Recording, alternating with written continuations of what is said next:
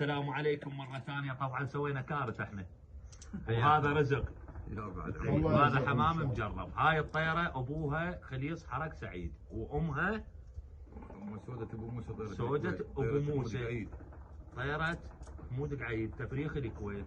هاي الطيرة ابوها انتقلت ملكيته لاخونا سيد تميم. هاي الطيرة اختها امه وابوه طيرة سيد مشتاق الباحة لاخونا وراها بالانسامة بلف. وهذا الحمام مجرب واخذ وضع وعسى الله يوفق. صارت من نصيبه والعراق لوات وما يطيح. محمد السكيني. وللمعلومه روايتنا يعني خليص حرق سعيد اللي كان بعوزتي هسه انتقلت ملكيته السيد تميم.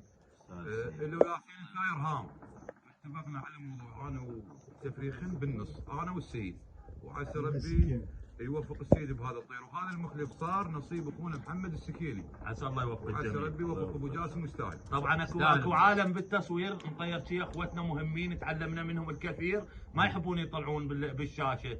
حضور طيب هنا اليوم ومشكورين يا المريان على التقديم. يستاهل موفقين.